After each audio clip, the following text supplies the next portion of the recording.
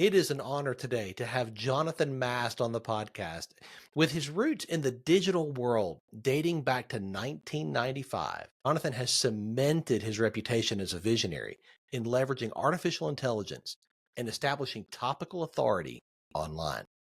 Over the years, Jonathan's foresight has led to monumental successes in the digital arena. His brainchild, Valor Circle, founded in 2010, is a testament to his prowess.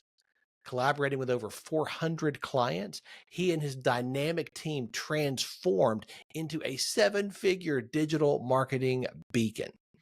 In his latest venture, Whitebeard Strategies, Jonathan delves deep into the realms of AI, demonstrating its potential to revolutionize online business strategies. He is passionate about guiding professionals to not just navigate, but lead in their niches by becoming undeniable topical authorities. He believes that by mastering AI tools, professionals can become more efficient, saving precious minutes daily and elevating their digital presence. Jonathan, I'm so glad you are here. Thanks for being on the show.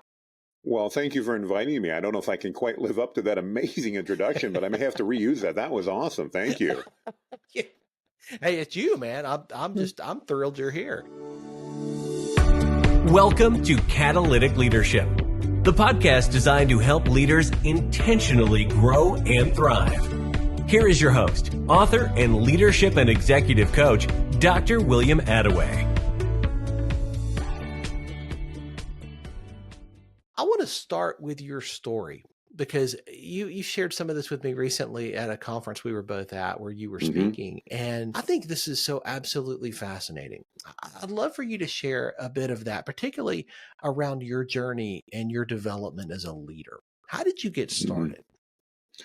Well, probably like most of us, I got a couple of jobs right out of college and while I was doing that, I grew up in an entrepreneurial family. So I tried a couple of ventures. Most of them were miserable failures when I was in my 20s. So I ended up going to get a job because I had bills to pay. And that worked out okay. I was in sales and I did very well in sales. And being a salesperson, I had that flexibility to kind of have my own business. I mean, not really. I worked for somebody, but I got away with things that most people would never get away with because I was a good salesperson. And fortunately or unfortunately, they allowed me to do what I wanted to do for the most part because I was a good salesperson. And then that house of cards that I learned ended up falling apart and caused some things to happen with me that really changed my life.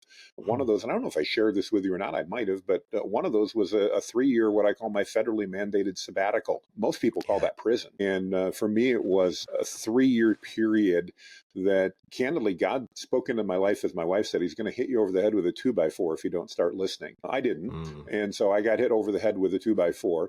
And that looked like me spending 3 years in federal prison, learning how to listen, I guess, probably better than anything else. But along the way, a really interesting thing happened, and that I'd been in sales for years. I'd been very successful in sales. Obviously, I'd gotten into some trouble. Don't tell lies. That's what gets you into trouble. That's what I did. And in the process, I remember as I was headed down there, everybody in my family is like, what are you going to do for 3 years? And I'm like, well, I know a lot about sales. I really want to learn about marketing.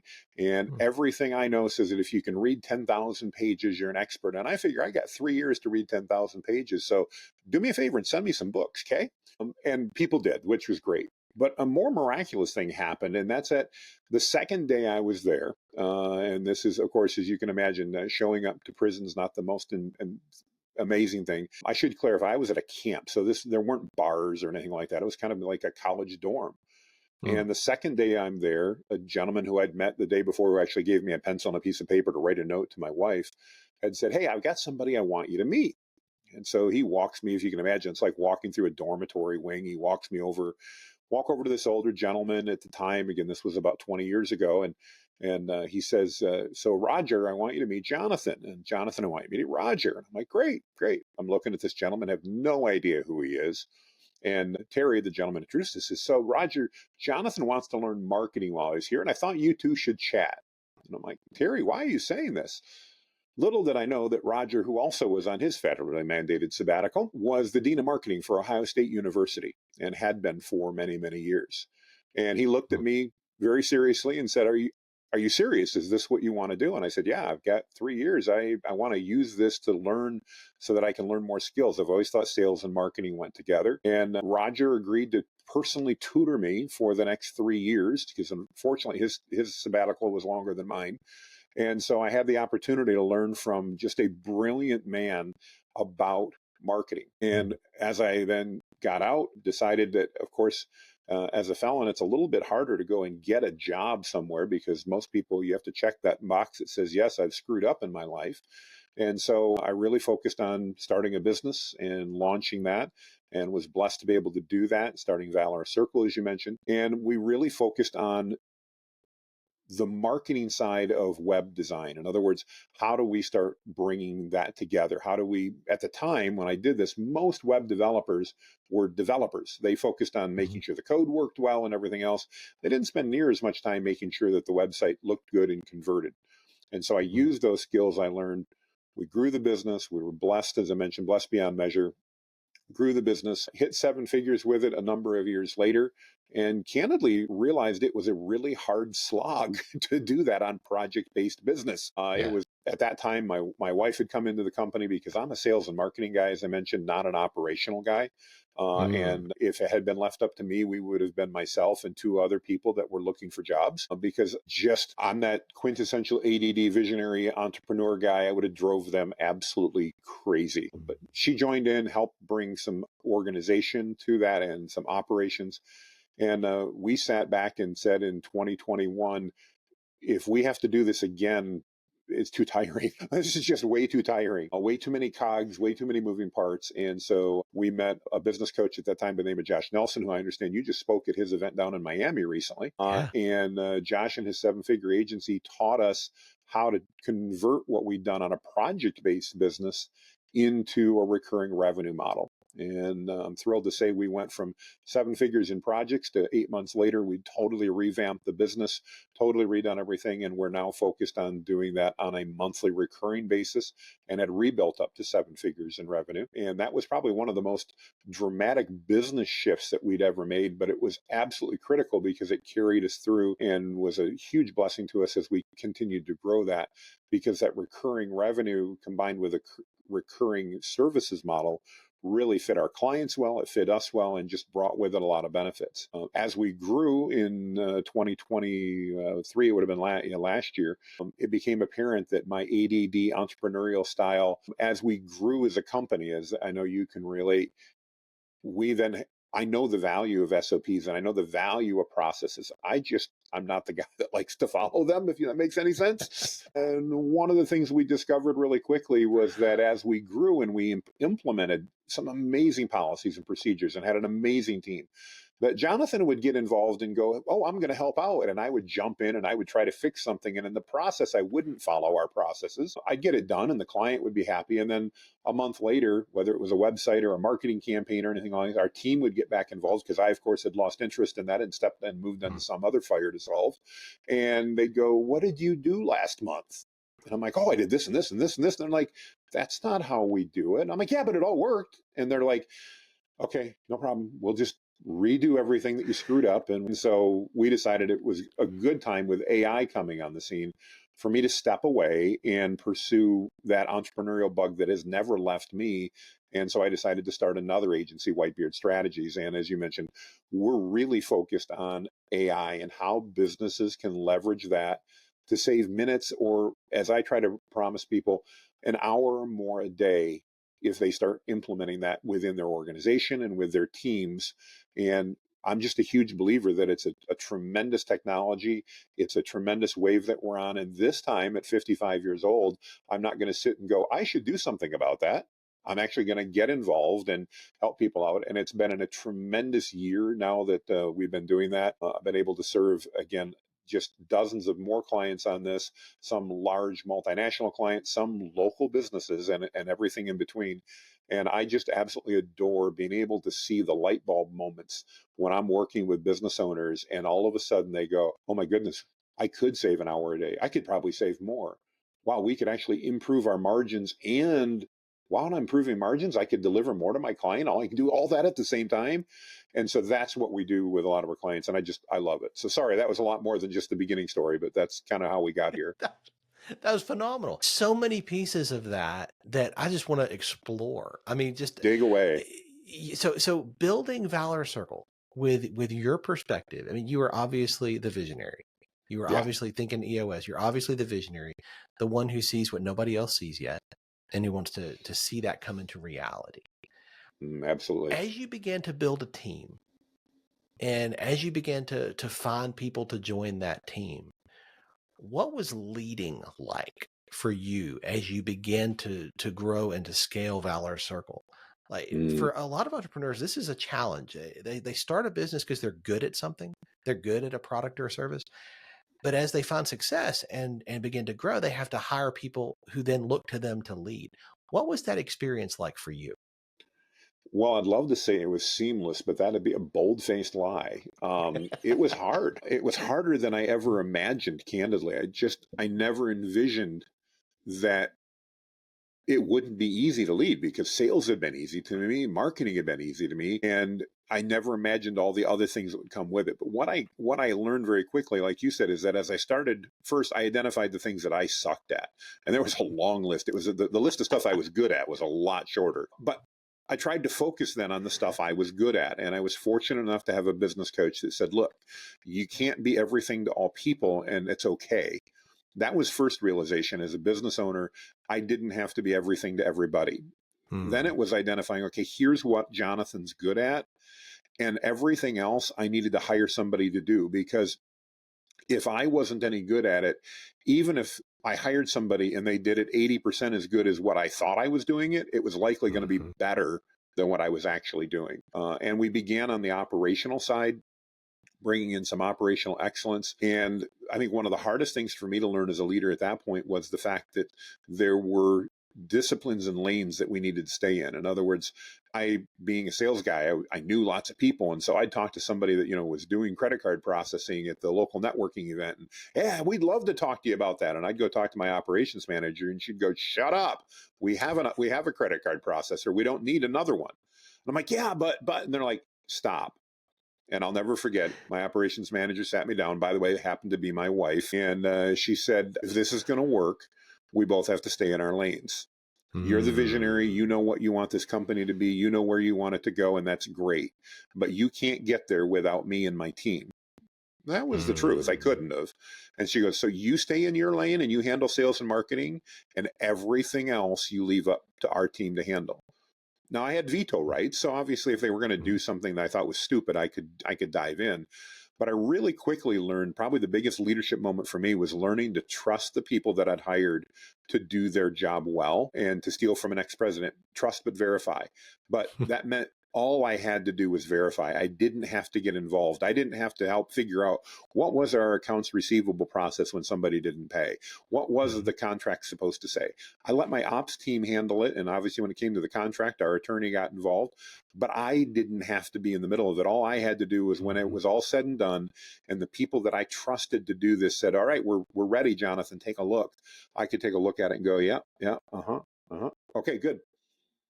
And let them do their things. That was probably the biggest leadership thing for me to learn, was to let go of those things I wasn't good at, because I felt I had to keep my fingers involved. And when I did that, almost like I shared with you earlier in the story with the processes, when I got too involved in areas I wasn't good at, I screwed Hmm. things up and I made my team's life difficult. And I've Hmm. never wanted to make my team's life difficult. I want my team to love what they do. I want them to have the same passion that I have. Now, they don't all, Hmm. and that's okay. But my grandfather told me growing up, if you hate what you do, you'll have to work every day of your life. If you love what you do, you only have to work a few days of your life. And I want my team to be in that same spot. I want my team to Hmm. love what they do, to be fulfilled by what they do. And we really started that from day one, from our first hire. It was like, I came from a corporate background, and I remember literally the phone ringing at 2 a.m. because my boss, the owner, the CEO of the company, was in Australia, and he wanted to talk, and he didn't give a rat's butt that it was 2 a.m. where I was. And I didn't want to be that boss. I didn't want to be that person. So we kept our staff in the US, and we focused on the fact that from 8 to 5, I want you to give your heart and soul and your best effort to our clients. I want you to amaze them. I want you to do everything you can to serve them fully and make their experience amazing. But when 5 o'clock rolls around, I want you to know that Jonathan's not going to be bugging you. I'm not going to be calling you. I want you, because we work for our life, for the things we want in our life. And I wanted my team to do that. And those were all lessons I had to learn, because I came from an environment where it was very natural at 10 o'clock at night, if I had a question, to hop on the phone with somebody. And I had to learn that if I wanted the environment that I wanted that team, that I needed to also give them the freedom to operate during the day, but also the flexibility and the freedom to know that I wasn't going to interrupt their life outside of that. And for us, that worked really well. I believe that every organization, every company, every team has a culture. Yeah. You either have a culture that you have created on purpose, or you have a culture you didn't mean to create. But every team, every company has a culture. How would you describe your culture for your team, for your company? I think more than anything else, I want to focus on two things for our culture. One, I want every member of my team to be fulfilled in what they're doing. I don't believe I believe in the value of work. I believe it brings meaning to our lives when we do it well. And I believe in doing things well. Not everybody agrees with me on that, and that's okay. Not everybody should be on my team, but I want our team members to be fulfilled. Secondarily, I want to serve our clients, because I believe at the root of my being that if I add value to my clients will make sure that I'm doing just fine financially. If I focus on doing well financially, not that that's not important, it is. We got to pay attention to the numbers. But if my vision, my core was about serving my clients, and I had to learn the hard way. That means there have to be boundaries in place. And sometimes you have clients you have to let go because they want to be served at a different level or in a different manner than is appropriate. But when we find that right mix, everybody wins in the process. My team members win and they're fulfilled and they get to grow. My clients win because they get the services that they need and they get to grow. And I win ultimately because not only do I have a work that I love to do, but I'm able to share in the profits of that and the fruits of that labor, because again, we focused on delivering value to our clients.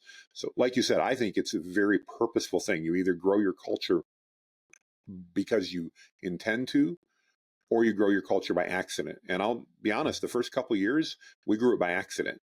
And then we started realizing, myself in particular, I didn't like the culture. So we needed to make some changes, and that required some purpose.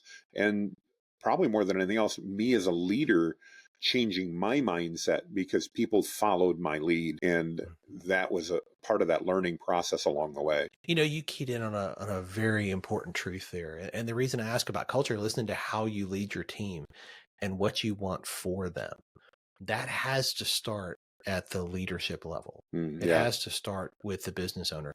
This is something you can't delegate. We talk about delegation, how important that is, critical it is to scaling and growth, and it is 100%. But you cannot delegate your responsibility for culture. And your intentionality there, not only in saying this is what I want for my team, not just what I want from them, and that's an important distinction. It is. What I want for them, what I want for their lives, what I want for their families, what I want for their work experience, their impact. That's critical. But what I loved most about what you just shared? You said, hey, we built this thing and some of it was by accident and I didn't like it. So we changed it. That's so good. That's the truth. It's so simple. It's so simple, and it's easy to run past that. But do you know how many people I talk to who have a culture they hate and they continue? They think, oh, well, it's just what it is. Yeah, I love the intentionality you brought there. I don't know if it was intentionality at the time, to be honest with you, or if it was just stubbornness on my part, because of the fact that I'm not the type of person that accepts no as an answer. I guess being in sales for as long as I have been, I don't look at any problem and go, well, that's just the way it is. Because if I don't like it, I mean, my wife doesn't always appreciate this, but if I don't like the way something's working, I work hard to change it. And rarely am I in a situation where I'm willing to accept the status quo if I don't like the status quo. Now, does that cause some problems in life? Sure it does. But Mhm. it also means from my perspective, I believe I lead a more fulfilled life and hopefully allow others around me to do the same because of that intentionality and that just belief, that core belief of mine. And I don't know where it came from. It's just instilled in me that you don't ever Mhm. have to settle for the status quo. That's right. When I got done with my federally mandated sabbatical, I had a number of people go, basically, Jonathan, your life's over. Nobody's ever going to trust you. You Mm. lied. You got in trouble. You went to prison. Your life's over. Go find a factory job. And I Mm. remember just in my core going, you're nuts. I'll find people that believe in me and I'll prove that. And I had to. Did that mean my road may have been hard? Yeah. Okay. I screwed up. I then had to prove myself and I was okay Mhm. with that, but I never was willing to accept that I got released. I was about 40 years old, and I never expected or accepted at that point in time that my lot in life was already laid for me. That's just not who Mm. I am as a person. I believe life is 99% of what we make of it and only 1% of what happens. And Mm. I wasn't going to allow my past mistakes to define who I was moving forward or the impact that I believed I was intended to have. And I'm not one of these people that has a God complex that believes I'm going to impact millions of people, but I absolutely believe that I can impact the people around me to raise that water level, because when the water level goes up, all the boats float higher. And Yes. that means that I can help those around me as well. And selfishly, I'm doing it because it's what I want. I mean, it's what I believe is best. So yeah, I don't know if that fits in with any of that, but I just never bought that. If I don't like this, then okay, then let's change it. Because I would not want to spend my life as a leader, and I definitely fall into that role, accepting something that I thought was unnecessary. And I don't want my team to do that either. I think what you're describing is the difference between a victim mindset, where you are the victim of your circumstances or your situation, or well, if I just had a better team, well, if I just had better clients, oh, well, if the economy was better, well, I mean, that's so easy to slide into. And what you're describing is the opposite of that. No, no, Mm, it's 99% what I choose to do. It's proactive. It's an understanding that you are in the driver's seat. As I often say, you get to choose. That's an absolutely. incredible gift. That is an incredible gift. And the minute we slide into a victim mindset, we abdicate that gift. And I That's don't good. see that in you. I don't see that in your journey. No, I've never really thought of it that way. I different things impact us, but I remember reading a book by Zig Ziglar when I was probably Hmm. 19 or 20 years old. And I don't remember the story accurately, so I'm going to mess this up. But what I remember was that back in the late 70s, early 80s, when we had all the economic problems that we had, that Hmm. there was a life insurance salesman that decided that he was going to be the number one life insurance salesman. And while every other life insurance salesman was talking about, oh, the economy sucks and gas prices are terrible and there's an oil embargo and oh my gosh, and I was a kid then, so I don't remember all the details, but I remember my parents deciding, were we going to drive an hour away from where we lived in order to do something we wanted to do because gas prices were so high? And Zig Ziglar shared the story of this agent who took the opposite approach. In the middle of all of this, he hired a driver to drive him around because he realized that at those days we didn't have Zoom like we do now. He literally had to Hmm. go visit all of his clients, and he could get all his paperwork and everything else done if he did it while he was driving between appointments. And Hmm. so he did that, and he became the number one sales rep for this insurance company in the entire nation. He refused to accept that the economy was terrible and therefore nobody was going to buy anything. He refused to accept the fact that he was, oh, woe is me, I've got to deal with. No, he made a change. And I just fundamentally believe that, especially as leaders, we all Yes. have that ability to make that decision. We may not realize it, but within us is that ability to make a decision that I don't have to accept this. I don't have to deal with the status quo. I mean, as we're recording this, the economy's been better. Gas prices are high, food prices, oh my goodness. You go to the grocery store, I can't believe how much money it costs to buy food anymore. I Hmm. could bemoan that. I could deal with that. I could go, oh my gosh, I just don't know how I'm going to do it. Or instead, I could go, yeah, you know what? This sucks. When I go to the grocery store, it costs more money. I guess I better work harder because I got to That's figure right. out how I can make enough money because I still want to eat steak. That's right. And that's a decision to make. And maybe to some people that seems arrogant, but to me, that's just deciding what I want in life. I'm okay eating ground beef if that's all I can have. Again, I spent some time in prison. Trust me, the food sucks. I'm okay with eating what I have to. But I also know that anything in life that I want to attain is available to me if I work Mm. at it and if I make a plan to achieve it. I don't want a Lamborghini. I probably wouldn't fit anyway. I'm 6'4" and almost 400 pounds. I wouldn't fit in a Lamborghini.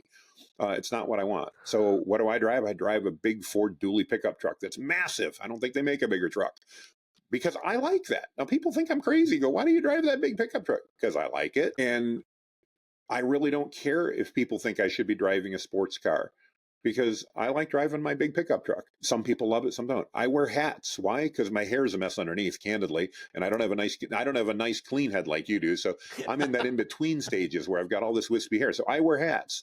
Some people go, "Why do you wear hats?" Because I like to wear hats. It works, and it's easier than me trying to make sure that my hair looks good because I really don't care. Again, I make decisions that fit the life I want to live. And I think we all as leaders have the ability to do that. But even more than that, I believe we have the responsibility to those around us to lead them to that same opportunity. I want to Mm. teach my team, my staff, that they too can make those choices. And hopefully those choices involve working with me. But if they don't, that's okay too, because if it allows them to then pursue their goals and their objectives and live the life they want, I'll find somebody that'll work for me then. That's not a problem. But I want to lead others in that process. And I think it's just the way I'm wired, I guess. Jonathan, there was so much gold there. That is so much insight. I'm just grateful to you for sharing so honestly and so openly from your journey so far. And I love the authenticity that you bring to this. Not trying to fit somebody else's picture of what you should be as a business owner, as a leader. This is who I am, and you lean into that and make no apologies for it. And I think that every person who is listening, including me, can benefit from that, because I believe that is leaning into who you are and how you are wired. And we always lead best from that place. Mm. Well, thank you for the Oh, kind words. I guess the solution to that is spend 3 years in prison, and you'll learn that it changes your entire perspective on what matters in life. as they say, whatever it takes, right? Yeah, I don't recommend it, by the way. It's not something I Right. want to redo, but it was very No doubt. impactful in my journey. It was something that Mm. I needed because I am strong-willed and I am a little stubborn. Okay, a lot stubborn. I needed that time to, I'll literally never forget. I mean, growing up, I cared a lot about what other people thought of me. I cared a lot Mm. about all of that. And I literally remember sitting in Morgantown, West Virginia, which is where I was at, sitting on my bunk one day and going, I guess I don't really need to worry about what anybody around here thinks of me as long as I'm doing the right thing. In other words, Mm. I don't want to do the wrong thing and get back in prison. That wasn't my goal. That screwed my life up. But if I could serve others and some people didn't think it was a great idea, okay, no big deal. If you didn't like the fact that, and I worked for, when I was in corporate America, I worked for a guy, for example, I lost my executive parking space because I decided to buy a brand new Honda Accord. I bought a brand new Honda Accord because I was planning on leaving the company and I wanted a good, practical car. Wanted to get rid of the BMW I had, and nothing wrong with BMWs. They were great cars. They're lots of fun, but they were really expensive. So I bought a brand new Honda Accord, and I'll never forget, day one, I parked in the executive parking. I had a spot. And his assistant came over to my office about a half hour later and said, somebody's in your spot with a Honda Accord. I go, no, it's mine. I bought that. Okay, hang on. About a half hour later, she came back and she goes, yeah, the boss wants you to know you don't have a spot anymore. We don't park Honda Accords in the back. Wow. And that really bothered me at the time. But I really have used that as something to kind of embrace going forward, that I want to be who I am. I want to be authentic. I don't want to offend anybody. My goal is not to offend. I want to Sure. serve. I truly want to serve. But I've found that I have the ability to serve much more fully if I do that as myself, as opposed to trying to do it as someone who I believe the world wants me to be. And that means, do I have flaws? Yep, I do. Absolutely. Is that okay? Yeah, guess what? We've all got flaws. And as a leader, I think accepting that, one, I do have those flaws, and two, that my team's going to have those flaws, and that within that we can still be flawed and succeed and excel and do some amazing things together. And that's my hope. You serve a lot of people through Whitebeard Strategies. You are a thought leader and on the front lines and front edge of AI. AI is something that I think a lot of leaders who are listening may be leaning into, stepping into, maybe tentatively, maybe hesitantly. And I imagine there's more than a few people listening who are looking at it with some disdain and perhaps even some fear. I would love for you to share from your experience so far. I mean, you do everything from the consulting that you do. You have a Facebook group around AI that Yep. what 170,000 people Yeah, in this group, something 170,000 like that. as of this morning. Yeah. Astounding. You run challenges. I mean, so many ways that you are stepping into and equipping and serving people in this area. What can you share about AI that you think that the leaders who are listening need to know? Great question. I think the biggest thing I want to share is not something to be feared. When we Mm, act from a position of fear as leaders, we tend to make poor decisions. Same as when we act mm, from emotional decisions. I've learned emotional decisions don't tend to be the right ones, or at least not the long-standing right ones. My emotion plays into it, but I still need yeah. to have logic behind that. I need to plan. So the biggest thing I'd want to say to anybody listening from a leadership perspective is, one, those around you are looking to you for cues on what to do about AI. And Mm, as a leader, I want to encourage you not to be fearful of it. When the Industrial Revolution came around, and I've done a lot of research on this because I hear people constantly saying, "Oh, but Jonathan, this AI, it's going to take our jobs. It's going to ruin my company. Oh my gosh, what's going to happen?" Well, you know what? In the Industrial Revolution, our great great grandparents knew people, and maybe have been those people that were like, "No, man, this internal combustion engine, this is going to ruin life. It's going to take all our jobs away. I mean, what's going to happen to the horse and buggy whip?" Now, I live in an Amish community. They're thriving here, no problem, but not like they were back when the engine came out. I'm old yeah. enough to remember because I was in the workforce when the PC came out. That was right when I was in Mm, college. And I mm, remember plenty of people at that time going, "I ain't going to use that PC thing. I got a mhm. ledger book. I got an abacus. I got a adding rule, whatever." Probably not the abacus. Okay, that was a joke. But I've got an adding machine with the tape. I don't need that Yeah. spreadsheet stuff. I've got a typewriter. I don't need Mhm. this word processor stuff. Yep. Well, initially they didn't, but over time, what we found is it brought efficiencies. Were there downsides to the PC? Are there some great nostalgia things I can think back to the 1970s before we had PCs in our desk? Sure. But overall, I wouldn't want to give up my laptop and go back. Not the Yeah. case. I saw the Yeah. same thing happen around 2000 with the internet, when the internet came out. I Mm, was in 1995-ish when that first came and became commercial, and everybody was like, either this is amazing or, oh my gosh, this is going to ruin us. I mean, do you know we're going to be able to access nasty things on there? I mean, it was all kinds of stuff. And mhm. all the naysayers in the Industrial Revolution, all the naysayers when the PC came out, all the naysayers when the internet came out, they've all been wrong. We didn't Yeah. all lose our jobs. Did some people? Yeah. There was a change. The people that made buggy whips learned new skills, got new jobs, but they didn't become destitute and sit on the side of the road and need handouts. Human Mm, nature is what we are. We saw this in COVID. We step up, we figure things out, we work through things. That same thing's going to happen with AI. And as a leader, especially as a business leader, I believe it's your obligation, it's my belief, again, to serve others, to serve your staff, to serve those around you. And AI will help you do that better and more efficiently. Earlier, we talked about, I tell leaders all the time, I'll help you save an hour a day with AI. Imagine if you could spread that across your entire team, whether you're a small company of 10 people or you're running a large organization of thousands. Imagine if we could help impact by giving 1 extra hour a day to every person on your staff. One, they might mm, get caught up on the stuff they need, but what else might they be able to do? They might have time to think about what they're doing and find an even better way to do it, a better way to help you make money, a better way to serve your customers, a better way to live life.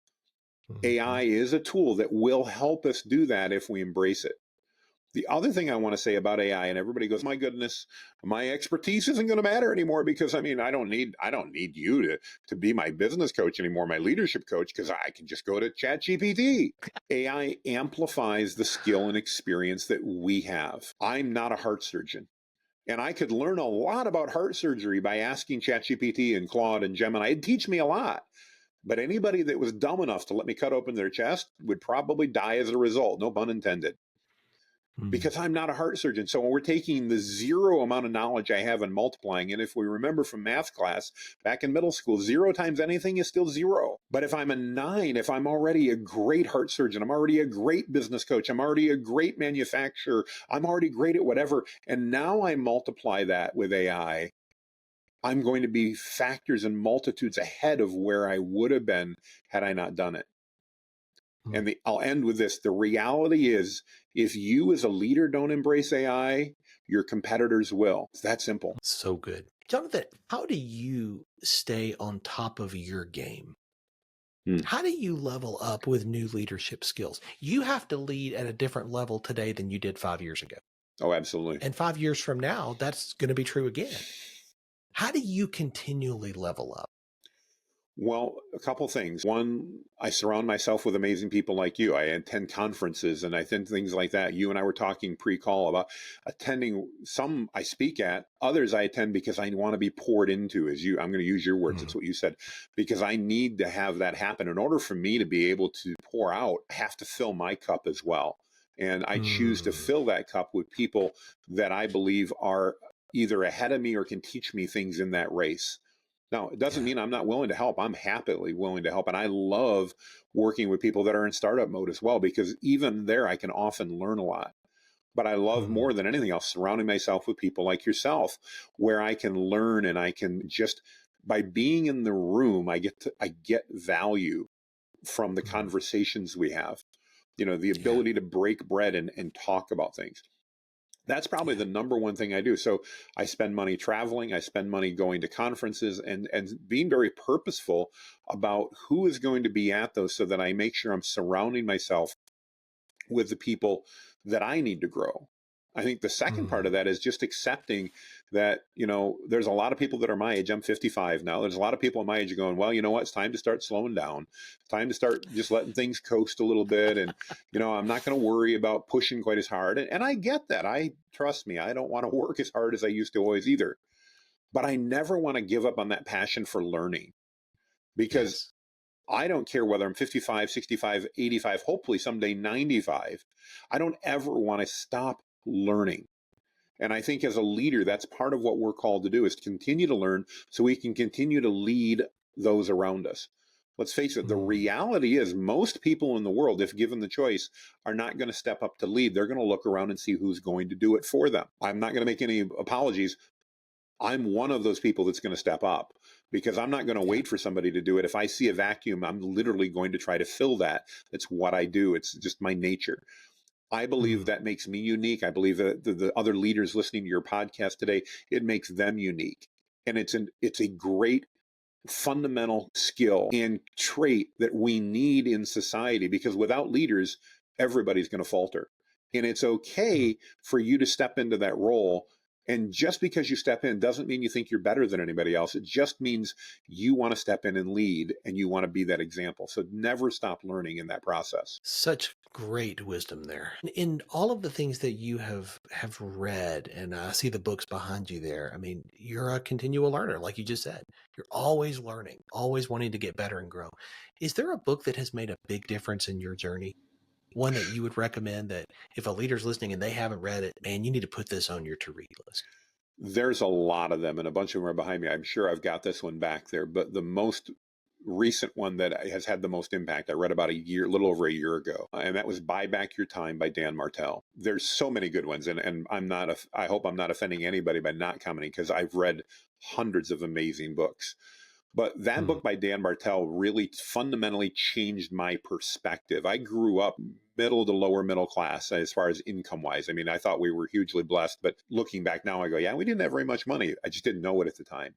But I knew I Hmm. couldn't buy a lot of things. I couldn't get a lot of things. We just didn't have a lot of money. And so that's definitely followed me into my adult life, is sometimes I do things that I probably shouldn't be doing, not because they're below me, but because I have the ability to do higher income producing things than mow my Yeah. lawn, as an example. There's nothing wrong Right. with mowing my lawn. I don't begrudge the people that do. In fact, I'm thankful for them because I don't Mhm. want to do that. Not because it's a bad thing, but I'd rather spend that 2 hours learning something, to focusing on helping another client, helping somebody else succeed. And in that process, hopefully I can earn enough money to pay the lawn guys to take care of my lawn. And now I don't have to Mhm. worry about it. And so Dan Martell really taught me in that book, not just about somebody to take care of my yard, but really looking at my life and my business as a combined factor. Because if you're an entrepreneur, they are. Let's face it, your life and your business, they're very intertwined. How can I look at that to Yeah. figure out where I can actually pay people to get me more time? Because most entrepreneurs that I know I'm at least guilty, maybe I'm the only one, but we tend to take on too much and we tend not to have the time left for those around us. I don't have the time to go Mm. golfing, to go fishing, to ride my motorcycle, whatever the case may be, because I'm blessed to be able to buy the motorcycle. That's my passion, but I don't have the time to go take it for a ride very often because I'm too dang busy. Mm. If I can figure out a way to buy back some of my time, and AI may be one of the ways to do that, hiring people to do things that I don't have to do, that's another big part of that. That allows me, again, to be able to focus on the activities that I can provide the most value in. And why Mm. wouldn't I want to do that? So that's probably the most impactful book I've read in the last year. So good. As we wrap this up, people will often walk away from a conversation like this with one big idea. If you could define what you want people to walk away with, one big thing that you want to make sure they remember, what would that big idea be? You can do it, and it's up I to love you. it. Yeah. So good, man. Jonathan, I could talk to you for another hour, and I'm sure we will continue to talk offline. This has been so incredibly helpful. I know people are going to want to stay connected with you and continue to learn from you and about what you're doing. What is the best way for them to do that? Well, the best way to get in touch with me is just to go to, remember my name, Jonathan Mast, M-A-S-T. Go to jonathanmast.com/linktree. You'll find everything you need to connect with me, to join my Facebook group, to learn more about AI, just to bug me crazy if you're a troll. But jonathanmast.com/linktree. Jonathan, thank you for your generosity today with your time and with the wisdom and insight that you have gained so far. I can't wait to see what's next for you. Me either. I'm excited. Thanks for joining me for this episode today. As we wrap up, I'd love for you to do two things. First, subscribe to this podcast so you don't miss an episode. And if you find value here, I'd love it if you would rate it and review it. That really does make a difference in helping other people to discover this podcast. Second, if you don't have a copy of my newest book, Catalytic Leadership, I'd love to put a copy in your hands. If you go to catalyticleadershipbook.com, you can get a copy for free. Just pay the shipping so I can get it to you, and we'll get one right out. My goal is to put this into the hands of as many leaders as possible. This book captures principles that I've learned in 20 plus years of coaching leaders in the entrepreneurial space, in business, government, nonprofits, education, and the local church. You can also connect with me on LinkedIn to keep up with what I'm currently learning and thinking about. And if you're ready to take a next step with a coach to help you intentionally grow and thrive as a leader, I'd be honored to help you. Just go to catalyticleadership.net to book a call with me. Stay tuned for our next episode next week. Until then, as always, leaders, choose to be catalytic. Thanks for listening to Catalytic Leadership with Dr. William Attaway. Be sure to subscribe wherever you listen to podcasts so you don't miss the next episode. Want more? Go to catalyticleadership.net.